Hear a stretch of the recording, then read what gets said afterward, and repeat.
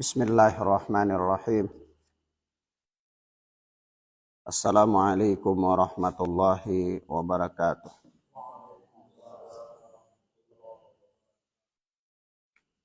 Alhamdulillahilladzi hadana lil Islam wa manna alaina bih wa akhrajana fi khairi ummatin fanas'aluhu at-taufiqa lima yuhibbu wa yarda wal hifdha mimma yakrahu wa yaskhad. Wa nusalli wa nusallimu ala habibina wa sayyidina Muhammad ibn Abdillah wa ala alihi wa ashabihi wa man sara ala nahjihi ila yaumiddin. Amma ba'd. Akhwana fid din, azzani Allah wa iyyakum. Kita lanjutkan pelajaran kita pada malam hari ini, yakni masih dengan kitab Bahjatu Qulubil Abrar oleh Syekh Al-Allamah Abdurrahman bin Sa'di rahimana wa rahimahullahu ta'ala, Syekh Nasir As-Sa'di. Naam. Kita sampai pada hadis yang ke-7. Berkata Al-Allamah Abdurrahman bin Nasir As-Sa'di rahimana wa rahimahullah,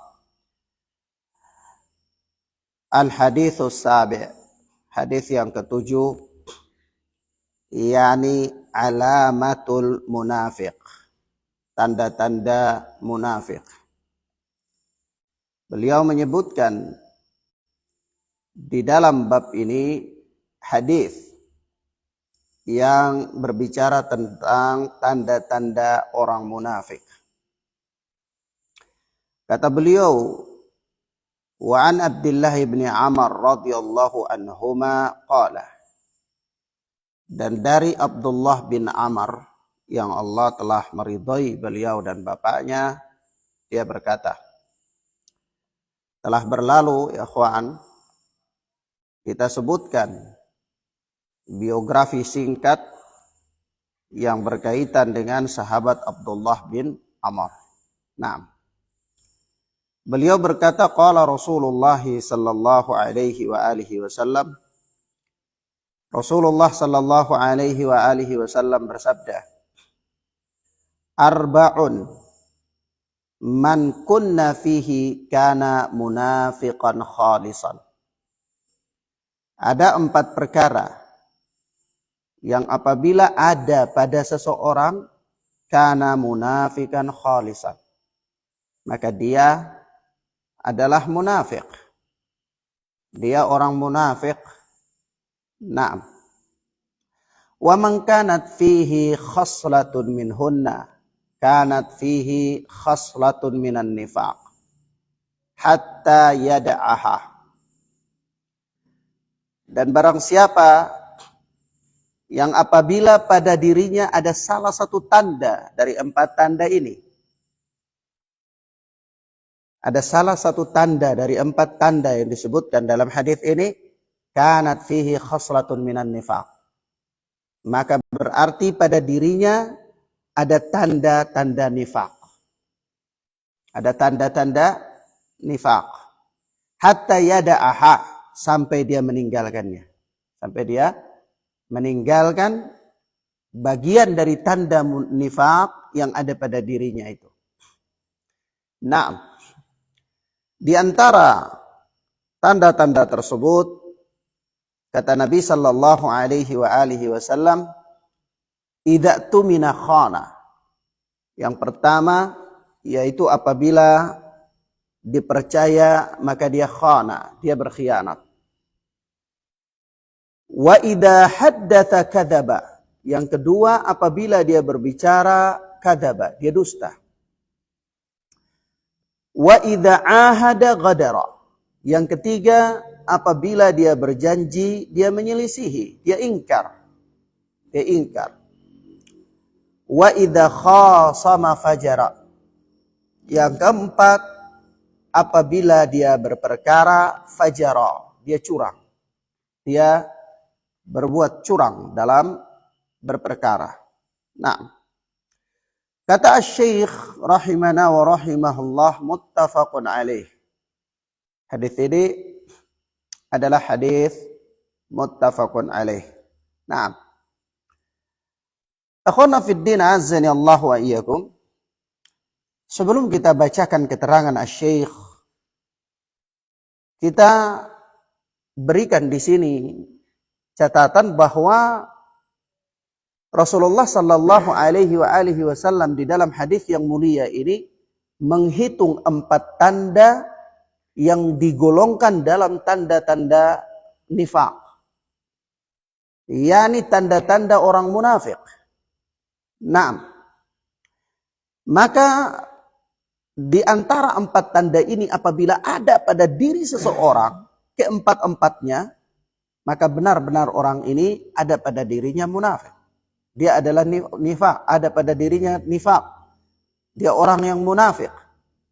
Namun apabila ada salah satu tanda atau sebahagian saja dari tanda-tanda yang ada pada dirinya, pada hadis ini ada pada dirinya, maka berarti ada pada diri orang tersebut sebahagian atau salah satu tanda dari tanda-tanda orang munafik. Nah, maka ya kawan, mungkin kita bertanya, apakah munafik atau nifak itu mutlak mengeluarkan seseorang dari Islam? Maka kita katakan, ikhwana fid din azani Allah wa iyyakum, kalau kita melihat pembahasan para ulama dalam bab ini, maka dapatlah kita pahami bahwa nifak itu ada 2. Sebagaimana kekufuran pun ada 2. Ada kufur akbar, ada kufur asghar.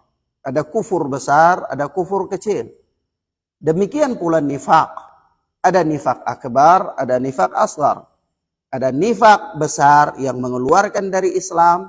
Ada nifak kecil yang tidak keluar dari Islam, tetapi dia tergolong sebagai dosa. Nah, Waalaikumsalam.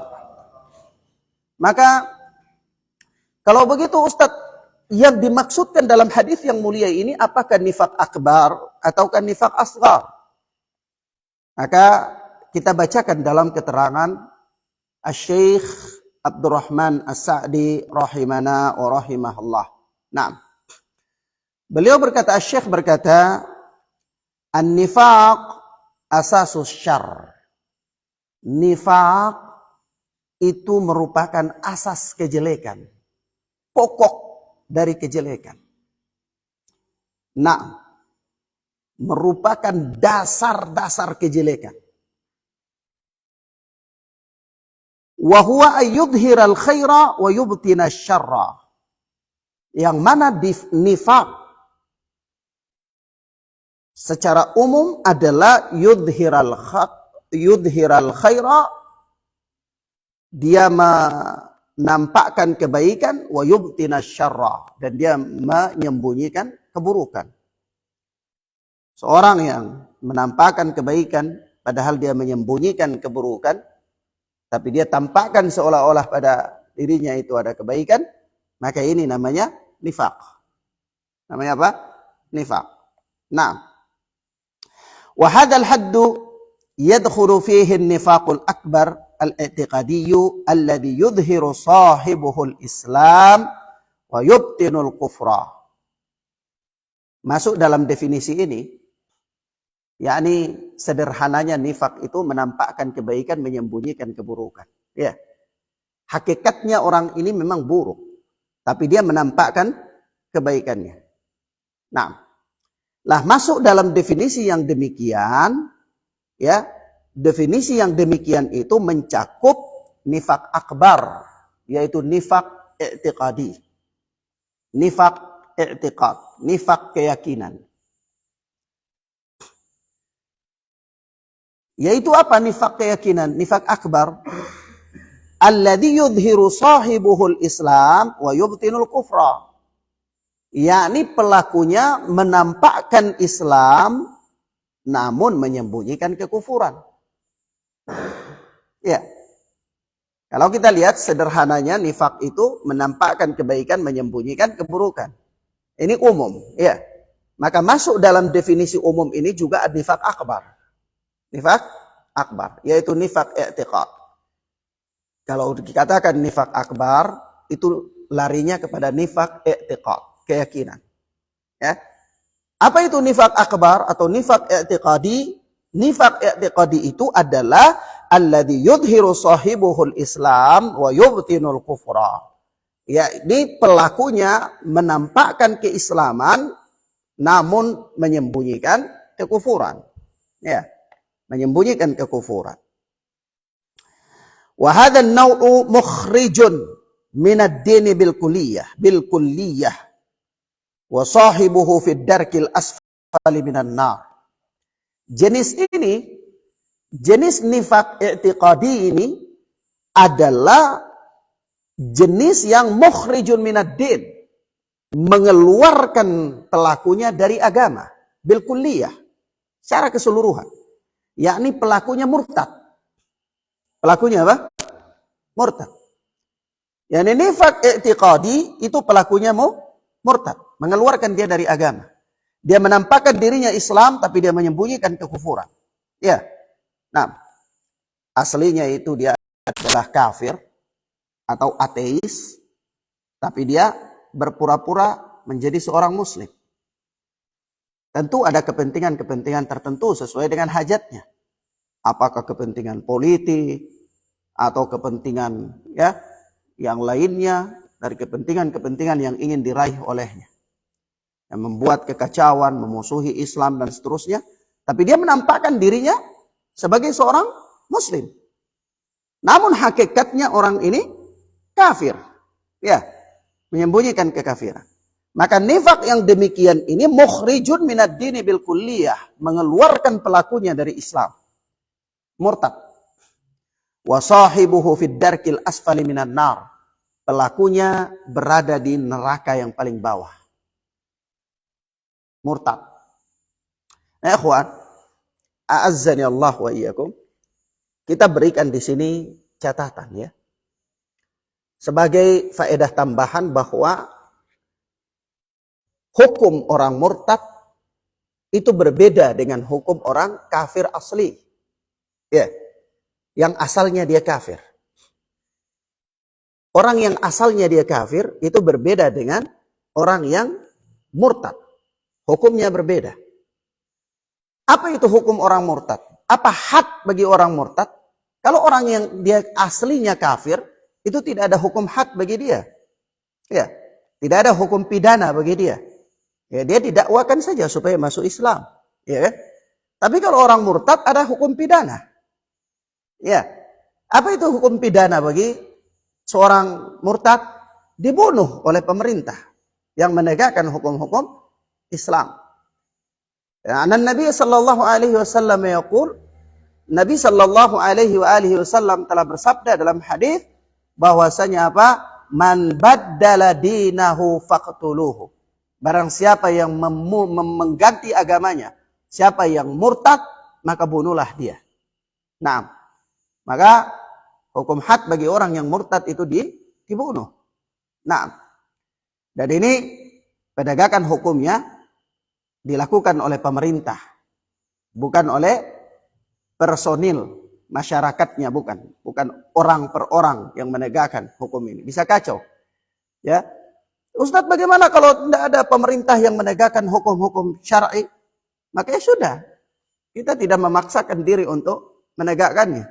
Karena kita berada di dalam wilayah yang dia punya kekuasaan, pemerintah yang dia punya kekuasaan dan dia punya peraturan. Ya.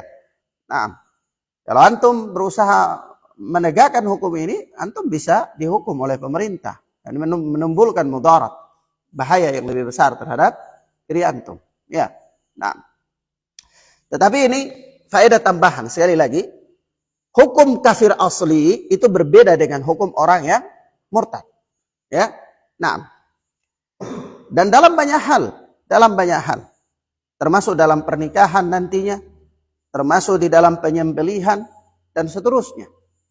Oleh sebab itu, Al-Allamah Ibnu Utsaimin rahimahullah tidak memperbolehkan memakan hewan yang disembelih oleh orang murtad.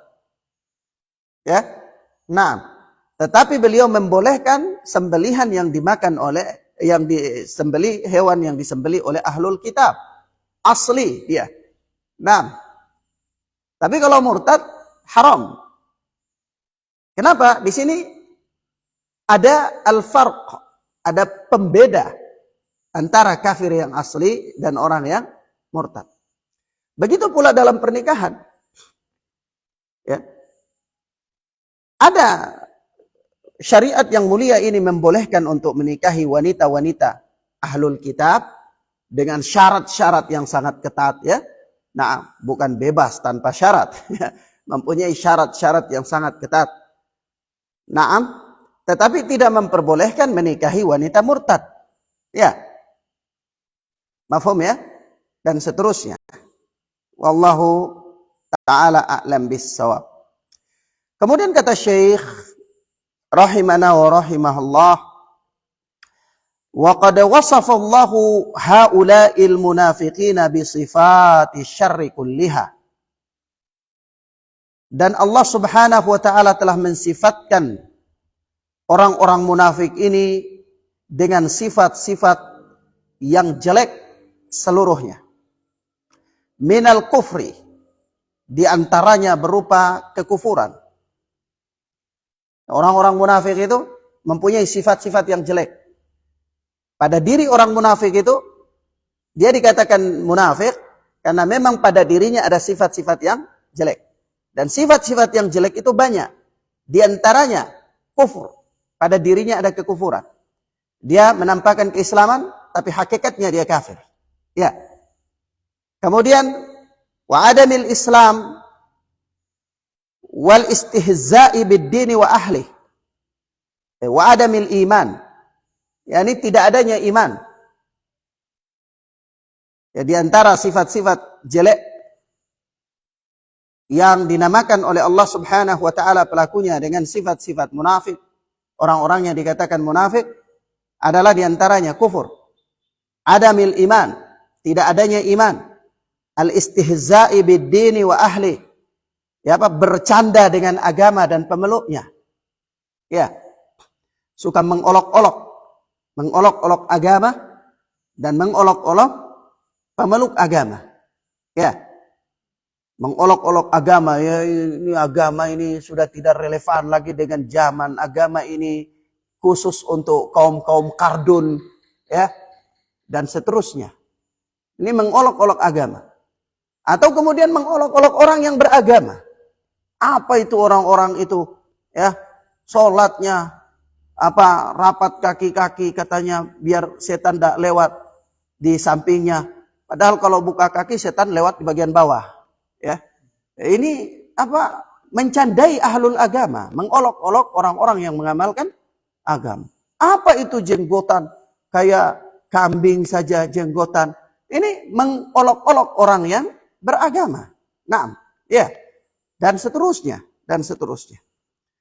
Maka kemudian kata Syekh, was-sukhriyati minhum, dan mengejek mereka, mengkerdilkan mereka, wal maili bil kulliyati ila a'da'id din limusyarakatihim lahum fi adawati dinil Islam, dan condong sepenuhnya kepada musuh-musuh agama.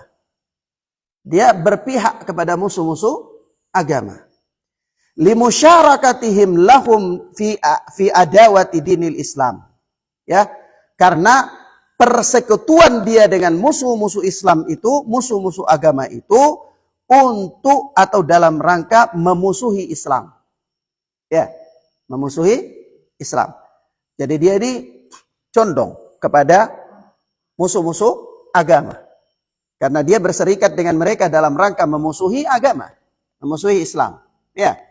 Nah, ini termasuk sifat-sifat orang munafik. Sifat-sifat orang munafik. Naam. Wa hum mawjuduna fi kulli zamanin. Dan mereka ini ada pada setiap zaman. Orang munafik itu tidak hilang. Ada. Terus. Pada setiap zaman. Zaman berganti, orang munafik tetap ada. Walaupun pelaku-pelakunya berganti. Ya. Tetapi orang-orang yang memiliki sifat-sifat nifak itu ada dari zaman ke zaman. Ya. Bumi ini tidak pernah hilang dari mereka. Mereka tidak pernah habis. Selalu ada. Nah. Sehingga tidak ada orang kalau keliru. Kalau orang mengatakan nah sekarang ini sudah ada istilah orang munafik lagi. Karena orang munafik itu hanya ada di zaman Nabi. Ya. Nah. Di zaman sekarang tidak ada lagi munafik. Ini syubhat-syubhat yang batil yang dibuat untuk mengacaukan prinsip-prinsip agama. Ya. Membuat orang yang belum paham, yang lemah imannya, yang dangkal pemahamannya tertipu dengan cara-cara mereka dalam menipu kaum muslimin. Maka Asy-Syaikh mengatakan wahum mawjuduna fi kulli zaman. Orang-orang munafik itu ada pada setiap zaman. Wala siyama fi hadzal zaman alladzi taghat fihi al-maddiyatu wal ilhadu wal ibahiyah. Lebih-lebih lagi pada zaman ini, kata Syekh. Lebih-lebih lagi pada zaman ini. Yaitu alladzi taghat fihi al-maddiyah. Yaitu zaman di mana materi telah mendominasi. Materi telah mendominasi. Wal ilhad, begitu pula ateis telah mendominasi. Wal ibahiyah, dan serba boleh telah mendominasi kehidupan manusia. Ketika manusia hidup dengan kondisi yang serba boleh, ya, hidup dengan kebebasan berpikir katanya, sehingga para mulhidun, orang-orang ateis berkembang pesat.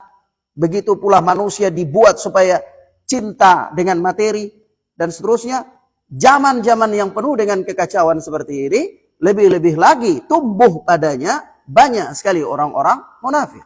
Ya, banyak sekali orang-orang munafik. Kenapa? Untuk mendapatkan materi. Ya, untuk mendapatkan kedudukan dan seterusnya. Ya. Kenapa? Dia tidak punya batasan-batasan syariat. Bagi dia serba boleh, semuanya boleh. Semuanya boleh. Nah, maka zaman yang penuh dengan fitnah. Zaman yang penuh dengan fitnah. Dan zaman seperti ini telah diisyaratkan oleh Nabi sallallahu alaihi wasallam. Dalam hadis yang sahih, satakunu sanawatun khudda'at. Akan ada nanti di akhir zaman tahun-tahun yang penuh dengan tipu daya, kata Rasulullah. Ya, tahun-tahun yang penuh dengan tipu daya. Yusaddiqu fiha al-kadhib wa yukadzibu fiha as-sadiq. Di zaman tahun-tahun yang penuh dengan tipu daya itu, orang-orang yang jujur dianggap pendusta dan pendusta dianggap orang yang jujur.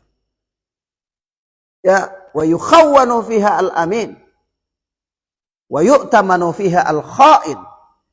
Dan orang-orang para pengkhianat di zaman-zaman yang penuh dengan fitnah itu dianggap sebagai orang yang jujur, dan orang yang jujur dianggap sebagai kha'in, pengkhianat. Zaman sudah terbolak-balik. Ya. Zaman sudah kacau balau. Zaman di mana materi telah menguasai manusia, mendominasi manusia. Zaman di mana kekufuran telah merajalela. Zaman di mana kebodohan sudah mendominasi kehidupan manusia. Zaman di mana manusia tidak lagi mau terikat dengan prinsip-prinsip agama. Maka zaman-zaman seperti itu tumbuh padanya banyak orang-orang munafik. Nah, kemudian kata Syekh, ini Syekh menjelaskan di atas, kita berikan catatan. Apa dari penjelasan Syekh di atas ini adalah Syekh menjelaskan bagian dari nifak i'tiqadi. Nifak yang mengeluarkan pelakunya dari Islam. Ya. Nah, apakah nifak ini yang dimaksudkan dalam hadis yang mulia ini? Tentu bukan. Tetapi karena hadis ini berbicara tentang nifak, Maka sebagaimana di mukaddimah ana katakan tadi bahwa nifak itu terbagi menjadi dua, maka Syekh menjelaskan nifak yang besar dulu, kemudian baru beliau masuk pada nifak yang kecil yang dimaksudkan dalam hadis oleh Nabi sallallahu alaihi wasallam. Maka kata Syekh, wal maqsudu huna al-qismu tsani minan nifaq alladhi dzukira fi hadzal hadits fahadhan nifaqul amali. Dan kata Syekh, yang dimaksudkan pada hadis ini yaitu nifaq jenis kedua.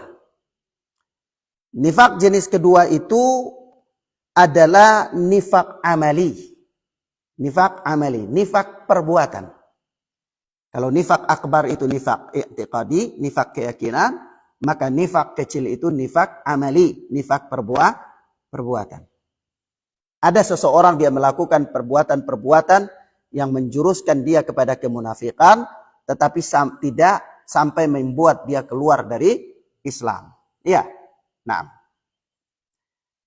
Kata Syekh, wa in kana la yukhriju minad dini bil kulliyah fa'innahu dihlizul kufri.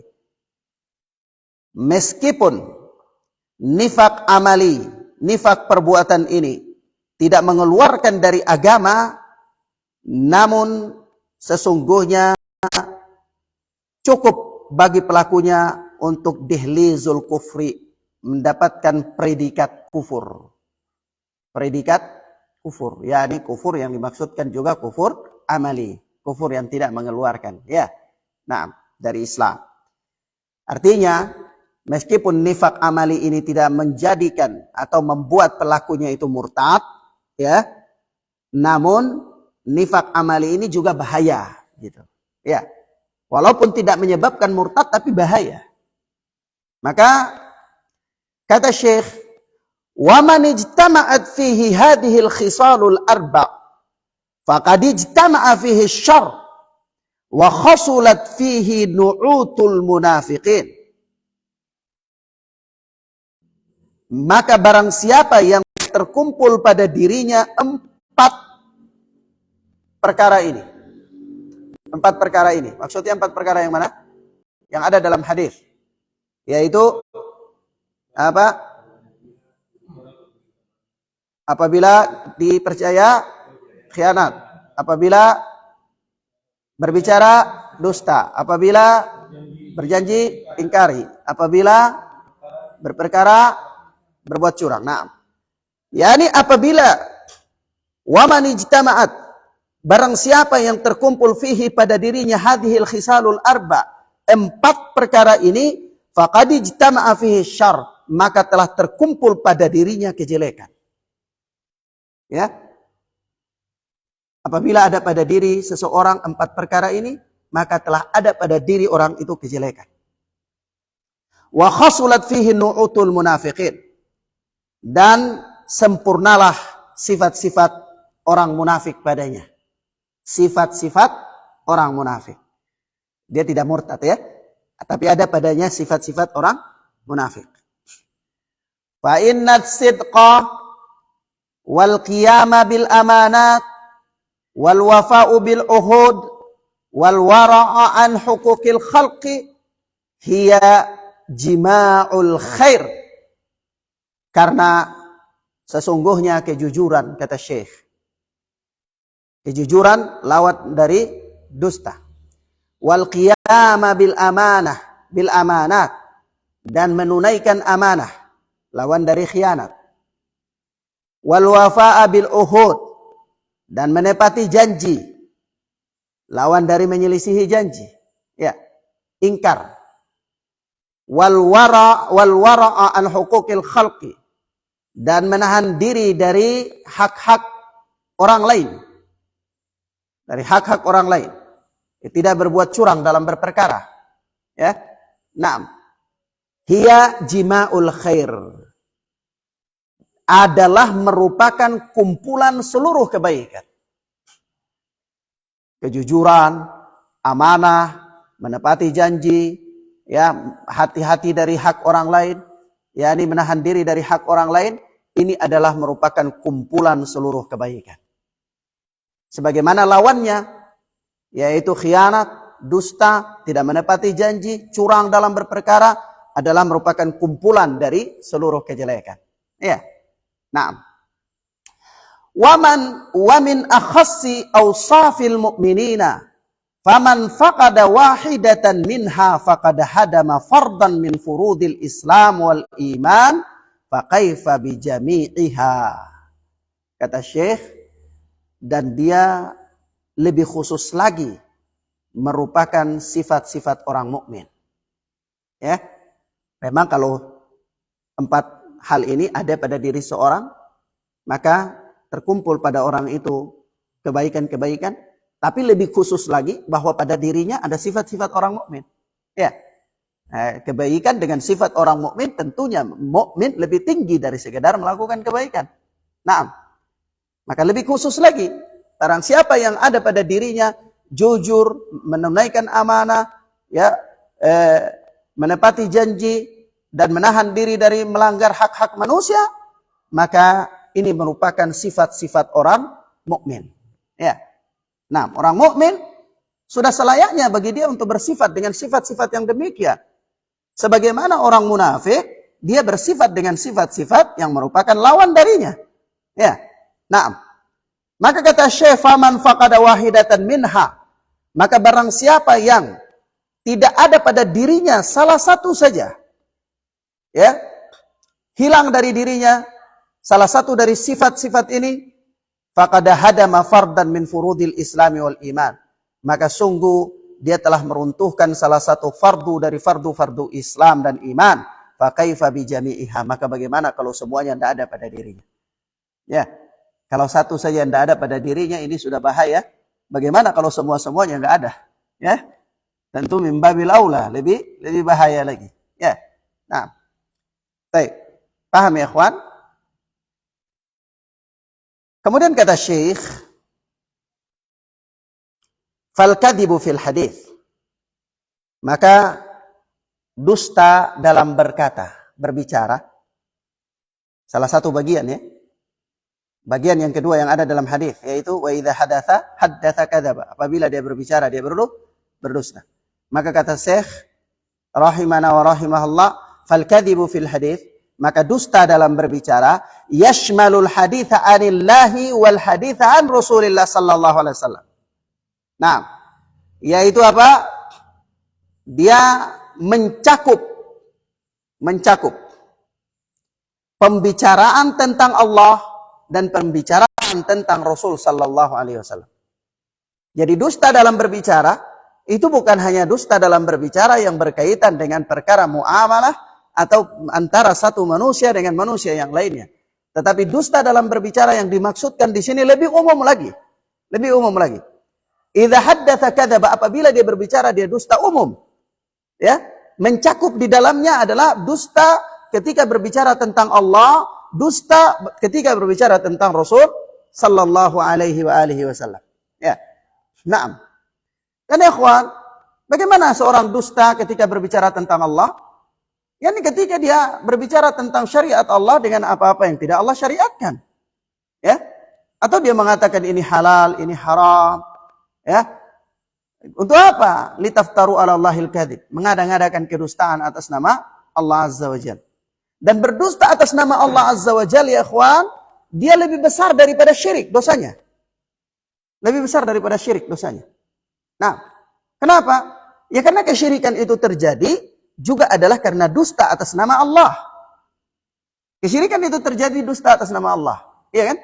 Ketika dia mempersekutukan Allah dengan sesuatu, maka dia artinya berdusta atas nama Allah dengan apa yang tidak Allah syariatkan.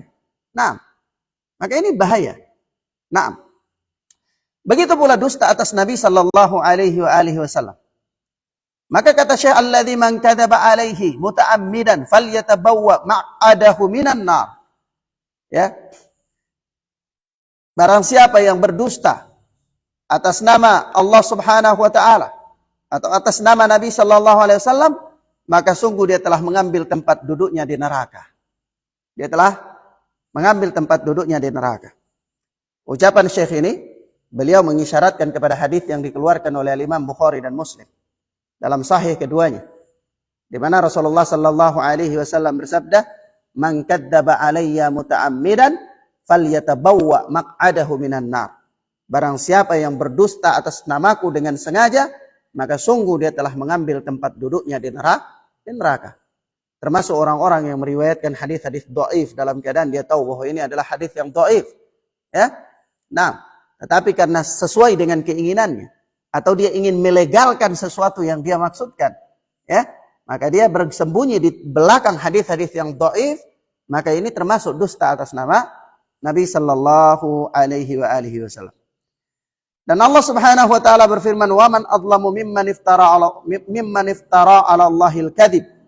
Ya. Di dalam surat As-Saff ayat yang ke-7. Allah tabaraka wa taala berfirman, dan barang siapa yang lebih zalim dari orang yang mengada-ngadakan kedustaan atas nama Allah. Ya. Siapa yang lebih zalim?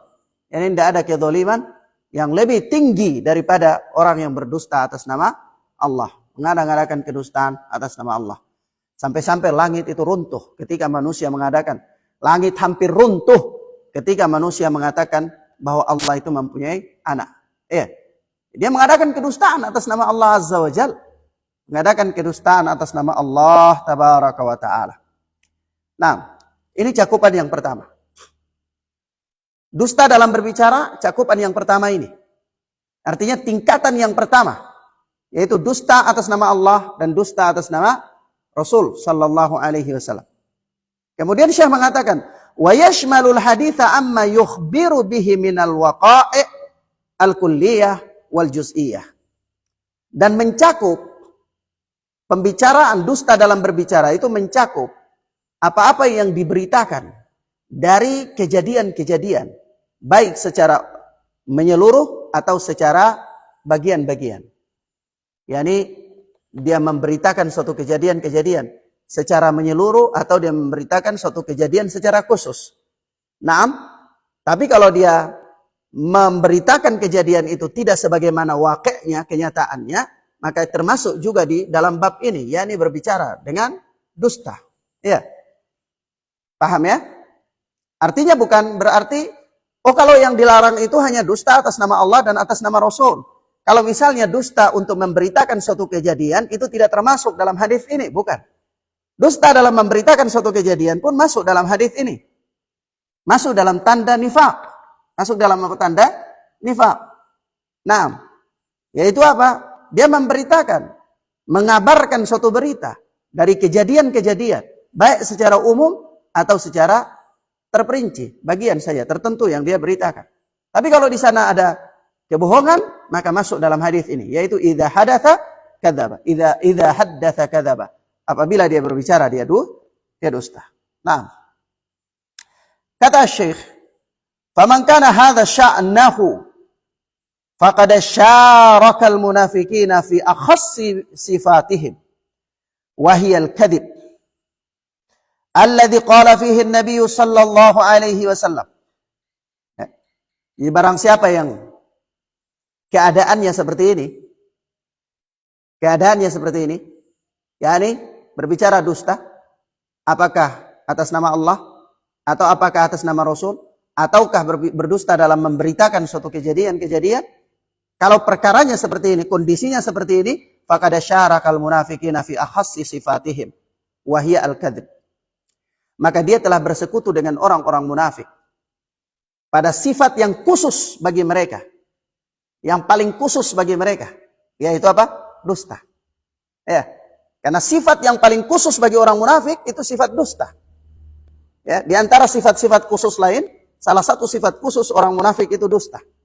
Maka barang siapa yang dia berada dalam kondisi seperti ini, ya, maka dia telah berserikat dengan orang munafik.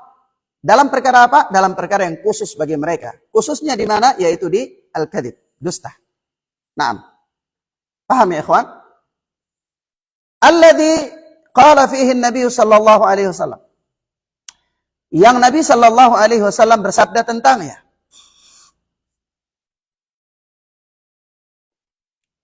Nabi sallallahu alaihi wasallam bersabda tentang Itu kata Nabi, iyyakum wal kadhib. Fa innal kadhiba yahdi ilal fujur. Hati-hatilah dari dusta.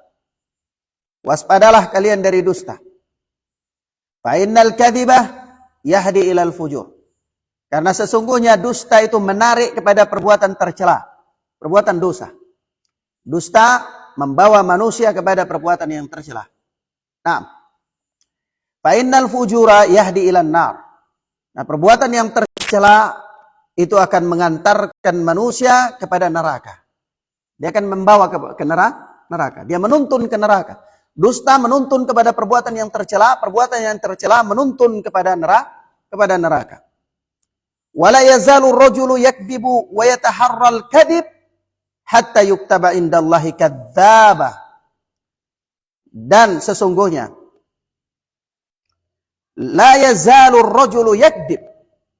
Seseorang senantiasa berdusta, wa yataharral kadhib, dan dia memilih berdusta. Jadi dusta itu ada yang memang tidak dipilih karena sudah jadi hobi. Jadi begitu ngomong spontan langsung dusta. Begitu. Ada orang yang kayak gitu. Waliyadzubillah, tercela sekali sifatnya. Ya. Nah, asal ngomong saja itu pasti langsung spontanitas ada dusta situ. Waliyadzubillah.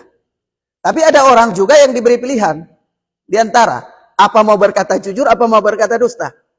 Ya. Tapi karena suatu kepentingannya, dia berkata pilih dusta, begitu. Yani wa yataharra al-kadhib. Dia memilih dusta dalam berbicara. Dia punya pilihan. Paham ya maksudnya?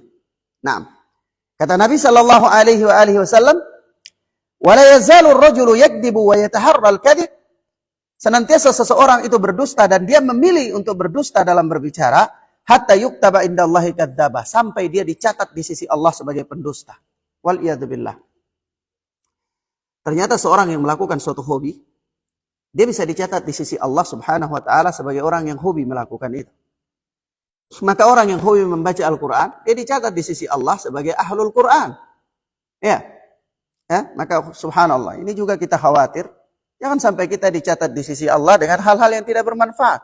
Misalnya dicatat di sisi Allah sebagai orang yang hobi bola. Apa bola itu untuk akhirat? Tidak ada. Ya, kasihan sekali. Jadi inilah kehidupan seorang muslim. Loh Ustaz, bagaimana? Ini kan perkara-perkara mubah. Kita perlu refreshing. Kita perlu bersenang-senang. Ya ikhwan, antum diciptakan oleh Allah di muka bumi ini untuk bukan untuk bersenang-senang. Tapi antum diciptakan untuk mempersiapkan bekal untuk suatu hari nanti yang antum akan mendapatkan kesenangannya di yang abadi. Ya. Nah. Jadi antum kata Rasulullah, "Arihna bis salah ya Bilal." Hiburlah kami dengan salat wahai Bilal. Kalau antum perlu hiburan, hiburlah dengan salat. Hiburlah dengan doa, hiburlah. Boleh saja antum lakukan perkara-perkara mubah, boleh saja. Tapi jangan sampai antum menjadikan perkara tersebut sebagai suatu ketetapan yang harus. Ya, ketetapan yang harus. Orang kalau sudah punya hobi, itu dia jadikan ketetapan yang harus. Ya, bila datang waktunya, tidak boleh tidak, harus. Gitu. Kalau tidak, maka dia akan merasa demikian dan demikian. Nah, ini tidak boleh. Khawatir. Kenapa? Karena segala perkara yang tidak bermanfaat bagi akhirat seseorang, itu adalah sia-sia. Adalah apa? Sia-sia. Maka dari itu Rasulullah mengatakan, min husni islamil mar'i tarkuhu ma la ya'ni.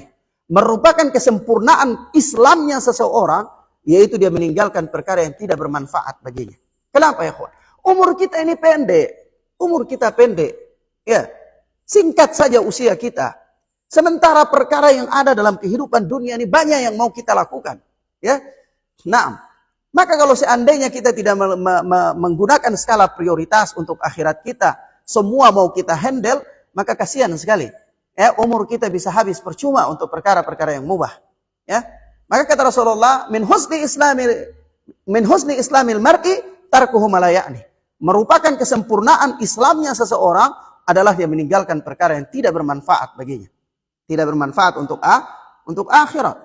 Maka kalau seandainya antum dalam urusan dunia, jadikan urusan dunia itu dia bermanfaat untuk akhirat.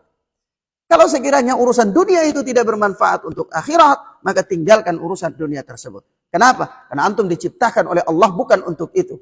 Allah tabaraka wa ta'ala mengatakan, "Wa ma khalaqatul jinna wal insa illa liya'budun." Tidaklah aku ciptakan manusia dan jin kecuali supaya mereka beribadah kepadaku, kata Allah azza wa jalla. Nah, Maka ikhwana fiddin azani Allah wa iyyakum wal iyadzu billah, perhatikan sekali di sini.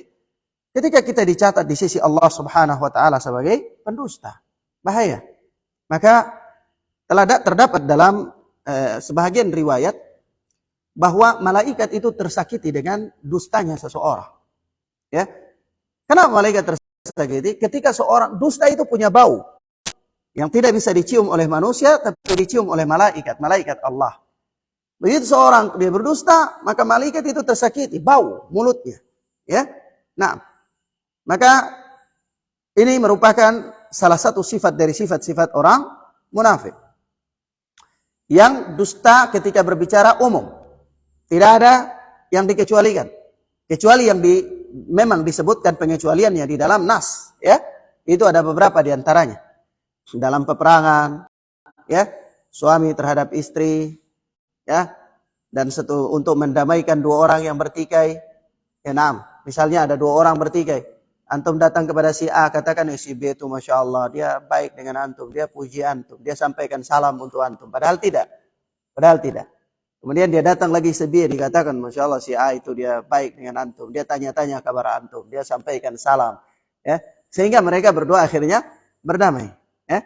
Nah, ini boleh. Nah. Dan beberapa ketetapan seperti tauriyah. Tauriyah itu yang antum maksudkan lain, tetapi si pendengar maksudkan lain. Ya. Nah, tapi kalimat itu punya multi tafsir. Yang demikian ini boleh. Seperti ketika Rasulullah sallallahu alaihi wasallam hijrah keluar dari kota Makkah ke Madinah, itu beliau di atas tunggangan yang membonceng beliau adalah Abu Bakar, Rasulullah sallallahu alaihi wasallam. Rasulullah membonceng Abu Bakar As-Siddiq.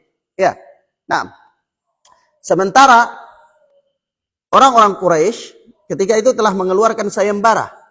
Siapa yang menemukan Muhammad sallallahu alaihi wasallam dan Abu Bakar As-Siddiq radhiyallahu taala anhu, dia akan dapatkan hadiah sekian dan sekian. Ya. Jadi semua orang berlomba ingin mendapatkan Abu Bakar As-Siddiq dan Rasulullah. Begitu mereka lewat di suatu perjalanan, ketemu sama seseorang yang orang itu kenal dengan Abu Bakar As-Siddiq. Tapi dia belum tahu kalau ada sayembara. Ya. Maka dia tanyakan, ya Abu Bakar, siapa yang bersama denganmu itu? Ya, dia tidak kenal Nabi SAW. Dia tanyakan ke Abu Bakar, siapa yang bersama denganmu? Kata Abu Bakar, penunjuk jalan. Ya. Dan di bangsa Arab, ketika itu kalau antum mau berjalan menuju suatu tempat, antum tidak tahu, antum boleh sewa orang untuk tunjuk jalan. Jadi gate, ya. Nah, itu boleh. Ma'ruf di Jazirah Arab ketika itu. Nah, ketika Abu Bakar mengatakan penunjuk jalan, orang ini berpikir berarti ini orang yang disewa untuk menunjuk jalan kepada Abu Bakar As-Siddiq. Tapi padahal yang dimaksudkan oleh Abu Bakar As-Siddiq adalah penunjuk jalan kepada kebenaran. Ya. Nah, maka ini kalimat yang multitafsir. Ini tidak termasuk dusta. Tidak termasuk apa? Dusta. Nah, atau seperti ucapan Nabi Allah Ibrahim alaihi salatu wassalam. Ya, ketika beliau dipanggil oleh sang raja. Ya, waktu itu beliau bersama dengan Hajar. Wanita yang cantik sekali. Maka ditanyalah oleh sang raja kepadanya. Raja bertanya kepada Nabi Allah Ibrahim, siapa wanita yang bersamamu di luar? Kata Nabi Ibrahim alaihi salatu wassalam, saudariku. Dia adalah saudaraku. Ya. Maka keluar. Nabi Ibrahim tahu kalau sang raja ini suka sama istrinya. Begitu Nabi Allah Ibrahim keluar, dia katakan kepada istrinya, la tukadzibi. Jangan engkau dustakan aku. Ya. Nah, kalau raja tanya, katakan bahwa engkau adalah saudariku. Saya telah mengatakan kepada dia bahwa engkau adalah saudariku. Ini dusta apa bukan? Bukan. Loh, Ustaz, ini kan istrinya, bukan? Karena yang dimaksudkan oleh Nabi Allah Ibrahim saudara seiman. Saudara apa? Seiman. Sementara yang dipahami oleh sang raja adalah saudara senasab. Mafhum ya? Saudara senasab. Kenapa begitu? Karena kalau seandainya Nabi Allah Ibrahim ngaku bahwa ini adalah istrinya, bisa saja Nabi Ibrahim keselamatannya terancam, dibunuh sama raja supaya istrinya jadi janda bisa dinikahi sama sang raja. Paham ya? Nah, ini tauriyah. Asalnya tauriyah ini boleh. Tetapi kalau tauriyah ini dikatakan oleh para ulama jangan dijadikan kebiasaan. Karena sesuatu yang mubah itu bisa menyeret pada hal yang haram. Ya, ini digunakan kalau terpaksa saja, kondisi-kondisi yang memang memungkinkan.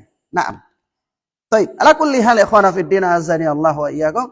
Ada beberapa perkara yang dibolehkan dalam bab dusta. Tapi itu sedikit sekali dan perinciannya insyaallah pada pembahasan yang lalu. Yang lain insyaallah taala. Tetapi di sini kita katakan secara umum dusta itu diharamkan, ya, diharamkan. Nah, kemudian kata Syekh, wa man kana idza tumina 'alal amwali wal huquqi wal asrari khanaha walam yakum bi amanatihi fa aina imanuhu fa aina haqiqatu islamihi wa kadzalika man yankuthul uhud allati bainahu wa bainallah wal uhud allati bainahu wa bainal khalq muttasifun bi sifatin khabithatin min sifatil munafiqin. Kata Syekh, "Faman kana idza tumina 'alal amwali wal huquqi wal asrari khanaha."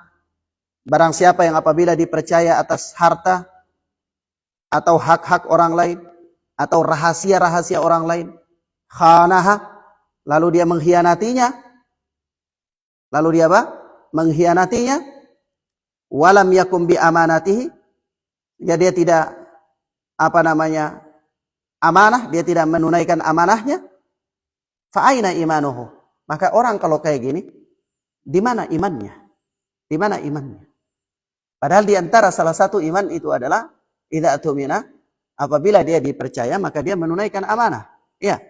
Nah, karena lawan daripada itu adalah munafik, yaitu idza tumina khana, apabila dipercaya dia khianat. Maka orang yang tidak menunaikan amanah, orang yang apabila diberikan kepadanya kepercayaan untuk mengurus harta, atau diberikan kepercayaan untuk mengurus hak-hak orang lain, atau diberikan kepercayaan untuk menjaga rahasia-rahasia orang, ya, tetapi khanaha, dia khianat terhadap amanah yang diberikan kepadanya itu. Dia tidak menunaikan amanahnya. Fa aina imanuhu? Maka di mana imannya? Di mana imannya? Wa aina haqiqatu islamihi? Di mana hakikat keislamannya? Di mana hakikat keislamannya? Naam. Wa kadzalika man yanquthul uhuda. Demikian pula orang yang mengingkari perjanjian. Allati bainahu wa bainallah. Ya, antara dia dengan Allah. Wal uhud allati bainahu wa bainal khalqi. Dan antara perjanjian antara dia dengan orang lain. Muttasifun bi sifatin khabithatin. Maka dia telah disifatkan dengan sifat yang buruk ini. Min sifatil munafikin. Yaitu dari sifat-sifat orang munafik. Yaitu khianat. Wa kadzalika man la yatawarra'u an amwalil khalqi wa huquqihim. Demikian pula orang yang tidak berhati-hati dari harta orang lain dan hak-hak mereka. Tidak berhati-hati. Wa yaqtanimu furusaha, dan dia memanfaatkan kesempatan untuk memakan harta orang lain dengan cara yang batil. Memanfaatkan kesempatan untuk melanggar hak-hak orang lain. Wa yukhasimu fiha bil batil. Dia berperkara dengan cara yang batil. Ya, liyuthbita batilan, untuk memenangkan kebatilan, au yadfa'u haqqan, atau untuk menolak kebenaran. Fa hadhihi sifatu la takadu tajtami'u fi syakhsin wa ma'ahu minal iman ma yujzi au yakfi. Maka ini adalah sifat yang la takadu tajtami'u fi syakhsin wa ma'ahu minal iman, yang tidak terjadi pada seseorang ketika orang itu punya iman. Artinya ketika orang punya iman, sifat-sifat yang buruk ini tidak mungkin ada pada dirinya. Ya. Nah, ini sifat-sifat yang buruk ini tidak mungkin ada pada dirinya. Ma yajzi au yakfi. Ya.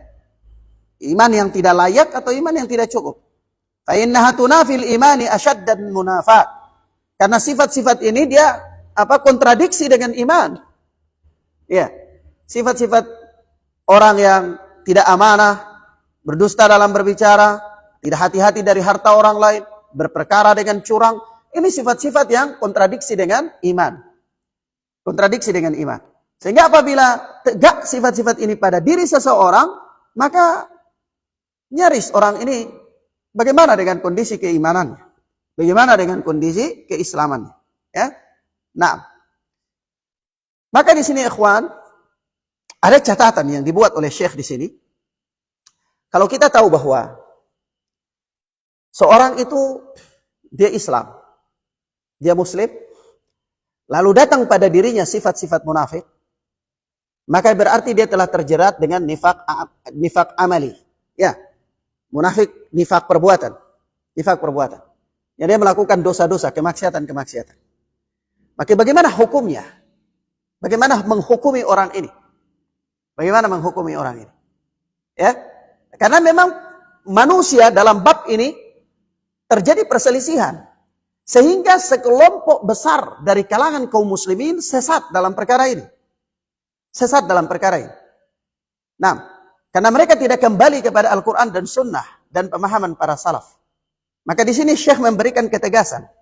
Yang anak katakan, sebenarnya ini catatan yang harus kita pahami. Kata Syekh begini, wa'alam anna min usuli ahli sunnati wal jamaah. Ketahuilah bahwa prinsip ahlu sunnah wal jamaah annahu kada yajtami'u fil abdi khisalu khairin wa khisalu syarrin. Bahwa kadang-kadang terkumpul pada diri seorang hamba bagian-bagian kebaikan dan bagian-bagian keburukan. Ya. Ada seseorang hamba itu dia tidak melakukan kebaikan seluruhnya dan juga dia tidak melakukan keburukan seluruhnya, tidak. Ada pada dirinya kebaikan-kebaikan dan ada pada dirinya keburukan. Paham ya? Misalnya ada seorang hamba dia rajin sholat, tapi dia mungkin terjerat dalam perjudian. Bisa jadi. Atau seorang dia tidak ahli amanah, tapi dia orang yang juga melakukan sholat, berpuasa, bersyahadat. Ya. Nah, maka kadang-kadang pada diri seseorang, pada diri seorang hamba, terkumpul pada dirinya kebaikan-kebaikan dan keburukan.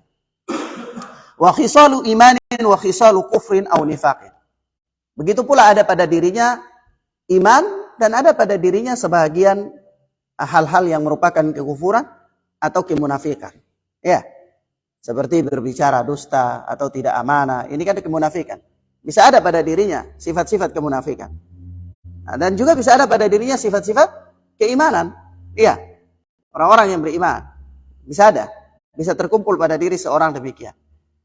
Lalu bagaimana kedudukan orang ini? Kata Syekh, wa yastahiqqu minat thawabi wal iqabi bihasabi maqama bihi min mujibati dzalik.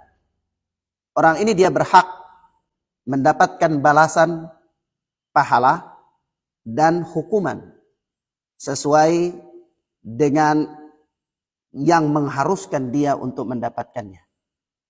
Yani kalau dia itu melakukan kebaikan dan keburukan, kan nanti ada orang begini, orang-orang filsafat itu mereka biasanya punya pertanyaan-pertanyaan nyeleneh. Kan mereka katakan begini, Ustaz, kalau timbangan kebaikan seseorang lebih banyak, kan dia masuk surga. Ya, logisnya begitu, pemikiran sederhana. Kalau dia punya timbangan keburukan lebih banyak, maka dia masuk neraka. Bagaimana Ustaz kalau keburukan dan kebaikan seseorang sama? Ya, paham maksudnya? Ini pertanyaan filsafat. Orang-orang filsafat, pertanyaan nyeleneh. Ingin mengelabui manusia. Ya, memberikan kerancuan pada pemahaman dan keyakinan kaum muslimin. Maka kita katakan bahwa seorang kalau dia melakukan kebaikan dan dia melakukan keburukan, maka dia berhak mendapatkan pahala atas kebaikannya dan dia pun berhak mendapatkan hukuman atas keburukannya. Paham ya?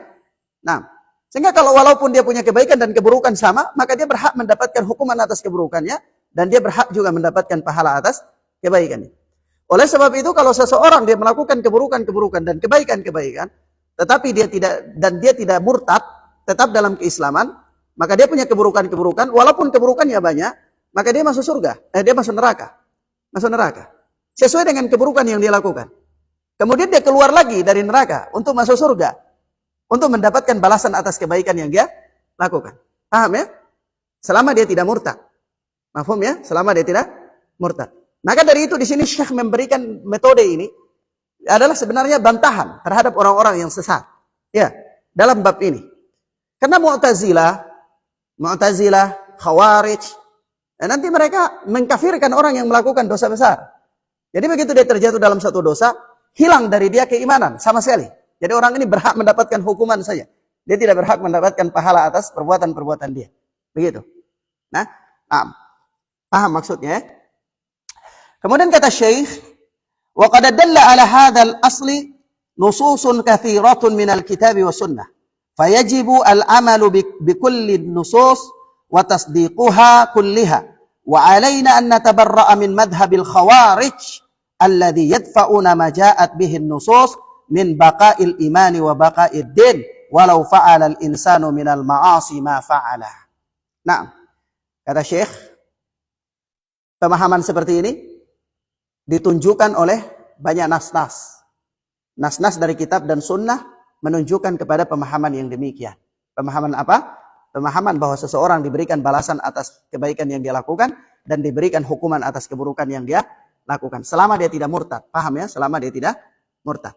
Nah, ini pemahaman ini nas-nas menunjukkan mendukungnya banyak. Banyak sekali nas-nas yang mendukungnya dari Al-Quran dan Sunnah. Dan ini pemahaman dan prinsip ahlu sunnati wal jamaah. Nah, fayajibu al-amalu bikulli nusus. Maka kita wajib beramal dengan seluruh nas-nas. Ini Syekh mengisyaratkan kalau kita bicara tentang bab ini nanti ada nas yang saling menafikan soalnya. Ada nas yang mengatakan demikian ya. Hukuman-hukuman bagi orang-orang yang melakukan keburukan, misalnya bagi orang yang mencuri, bagi orang yang berzina, bagi orang yang merampok, itu kan ada hukuman-hukuman. Ya, begitu pula ada nas-nas tentang orang yang melakukan kebaikan-kebaikan. Maka bagaimana kita beramal dengannya? Kita tidak bisa beramal dengan nas-nas yang berkaitan dengan hukuman-hukuman saja. Kita buang yang berkaitan dengan balasan pahala bagi orang-orang yang beramal, tidak bisa. Ya, tidak bisa juga kita beramal dengan nas-nas yang ada janji-janji pahala atas orang yang melakukan kebaikan saja. Lalu kita buang nas-nas yang berkaitan dengan hukuman ketika dia melakukan dosa-dosa. Tidak seperti itu. Tapi kita wajib menggabungkan dan kita beramal dengan nas-nas tersebut. Supaya hasilnya apa? Hasilnya kaidah yang disebutkan oleh Syekh di atas tadi. Paham ya? Nah, kemudian kata beliau, kita membenarkan nas-nas tersebut dan kita wajib berlepas diri dari madhabnya orang-orang Khawarij. Madhabnya orang-orang Khawarij, yaitu mereka menafikan nas-nas. Mereka menolak nas-nas yang berbicara tentang adanya iman dan adanya agama pada diri seseorang walaupun dia melakukan tindakan kemaksiatan. Ya. Jadi menurut ahlu sunnah wal jamaah, kalau seorang itu dia beriman kepada Allah dan Rasul, dia melakukan suatu tindak kejahatan, dosa, dia berzina, dia mencuri misalnya, tapi selama dia tidak murtad, maka dia tetap ada pada dirinya itu iman dan Islam. Walaupun iman dan Islam pada dirinya itu tidak sempurna, kurang. Paham ya? Kurang karena dinodai oleh kemaksiatan yang dia lakukan. Tapi tetap iman dan Islamnya itu ada, tidak terlepas dari dirinya. Selama dia tidak melakukan hal-hal yang menyebabkan dia murtad. Paham ya? Ini ahlu sunnati wal jamaah. Tapi kalau Khawarij tidak. Khawarij tidak mau demikian. Khawarij mau, kalau Anda beriman, lalu Anda mencuri, maka Anda melakukan dosa besar, berarti iman yang ada pada diri Anda telah hilang. Anda murtad dengan sendirinya. Maka Anda keluar dari Islam. Itu menurut Khawarij.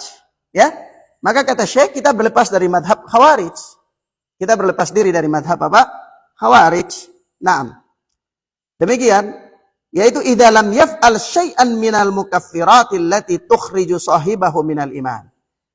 Ya. Jadi kita berlepas dari madhab Khawarij yang menolak nas-nas yang berbicara tentang tetap adanya agama, iman dan agama pada diri seseorang walaupun dia melakukan perbuatan maksiat selama dia tidak melakukan hal-hal yang mengkafirkan dia, yang menyebabkan dia keluar dari iman. Ya. Nah, jadi ahlu sunnah mempunyai pandangan yang adil dalam hal ini ya. Bertentangan dengan madhabnya Khawarij. Madhabnya apa? Khawarij. Oleh sebab itu orang-orang Khawarij itu dia mengeluarkan pelaku dosa besar dari Islam. Jadi kalau seorang muslim dia minum khamar, dosa besar, maka ini dia di mata Khawarij sudah murtad. Ya. Dia di mata madhab Khawarij ini murtad. Tapi ahlu sunnati wal jamaah tidak. Ya. Nah, selama dia tidak melakukan jenis-jenis amalan yang menyebabkan dia kufur, dia keluar dari Islam. Dan itu ada pembahasannya tersendiri. Jenis-jenis amalannya. Ya. Nah. Baik. Demikian akhwana fiddin azzani Allah wa iyyakum. Ini beberapa hal yang bisa kita sampaikan pada kesempatan yang mubarakah ini. Satu hadis yang kita bahas pada malam ini insyaallah taala. Mudah-mudahan bermanfaat bagi kita. Dan kita sambung pada pertemuan berikutnya biidznillah taala. Sampai sini ada yang mau ditanyakan? Baik, kalau belum ada kita cukup, kita tutupkan. Wassallallahu ala nabiyina Muhammad wa ala alihi wasallam. Subhanakallahumma bihamdika asyhadu an la ilaha illa anta astaghfiruka wa atubu ilaik. Wassalamualaikum warahmatullahi wabarakatuh.